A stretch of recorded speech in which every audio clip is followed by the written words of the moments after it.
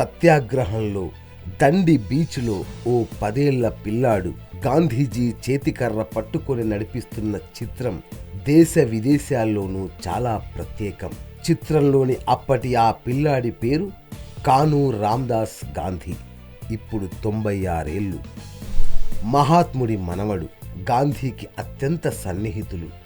దండి సత్యాగ్రహానికి ప్రత్యక్ష సాక్షులుగా ఉండి బతికున్న అతి కొద్ది మందిలో కానూ గాంధీ ఒకరు. జాతిపిత మనవడిగా, నాసా శాస్త్రవేత్తగా ఘనమైన చరిత్రే ఉన్నా ఇప్పుడు పట్టించుకునే వారెవరూ లేక సూరత్లోని ఓ ట్రస్ట్ ఆసుపత్రిలో దీనావస్థలో చివరి రోజులు గడుపుతున్నారు. భార్య శివలక్ష్మి తప్ప నా అనేవారెవరూ ఆయనకు లేరు. జాతిపిత మనవడైన మహాత్మా గాంధీ అత్యంత సన్నిహితుల్లో కానూ ఒకరు. చిన్నప్పుడు గాంధీ వ్యక్తిగత అవసరాలను కూడా కానూయే చూసుకునేవారు. స్వాతంత్రం వచ్చాక తదనంతర పరిణామాల్లో అప్పటి భారత్లో అమెరికా రాయబారి జాన్ కెన్నెత్ సాయంతో మసాచుసెట్స్ ఇన్స్టిట్యూట్ ఆఫ్ టెక్నాలజీలో ఉన్నత విద్య అభ్యసించే అవకాశం వచ్చింది. ఆ తరువాత నాసా, అమెరికా రక్షణ శాఖలో ఉద్యోగం చేశారు. ఈ సమయంలోనే మెడికల్ రీసెర్చర్ శివలక్ష్మిని వివాహం చేసుకున్నారు. 40 ఏళ్లు అమెరికాలోనే ఉన్న ఈ దంపతులు 2014లోనే భారత్కు తిరిగొచ్చారు.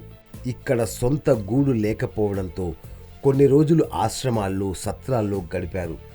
సంపాదించిందంతా దాన ధర్మాలు చేయడంతో వీరి దగ్గర డబ్బులు లేని పరిస్థితి నెలకొంది. 15 రోజులుగా సూరత్లోని రాధాకృష్ణన్ ఆలయం ఆధ్వర్యంలో నడుస్తున్న ఆసుపత్రిలో చికిత్స పొందుతున్నారు. ఆసుపత్రి ఉచితంగా సేవలందిస్తూనే భార్యాభర్తల బాగోగులు చూసుకునేందుకు ఓ యువకుడిని నియమించింది. కానూ బాల్యమిత్రుడు, మహాత్ముడి అనుచరుడి మనవడైన ధీమంత్ బదియా ఇటీవలే ఖర్చుల కోసం తన శక్తికి తగినంత అందజేశారు. అహ్మదాబాదులో ఉండటం, వయసు మీద పడడంతో బాగోగులు మాత్రమే తెలుసుకోగలుగుతున్నానని బదియా ఆవేదన వ్యక్తం చేశారు. ముంబై, బెంగళూరులో ఉన్న కానూ సోదరీమణులు కదిలే పరిస్థితి లేకపోవడంతో ఫోన్లోనే వివరాలు తెలుసుకుంటున్నారు. ఏడాది క్రితం ఓ కేంద్ర మంత్రి వీరి దీనావస్థ గురించి తెలుసుకుని ప్రధానితో మాట్లాడించారు. సానుకూలంగా స్పందించిన మోడీ సాయం చేస్తామని చెప్పినా ఇంతవరకు కేంద్రం, గుజరాత్ మంత్రులెవరూ వీరిని కలవలేదని తెలిసింది.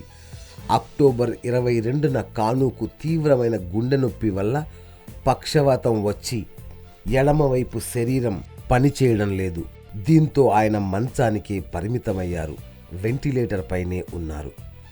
శివలక్ష్మికి కూడా సరిగా వినిపించదని, కళ్ళు మందగించాయని ఆశ్రమం వైద్యులు తెలిపారు.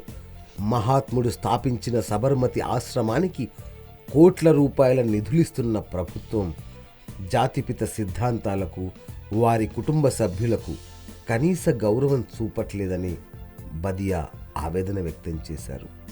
Yo-yo News, Hyderabad.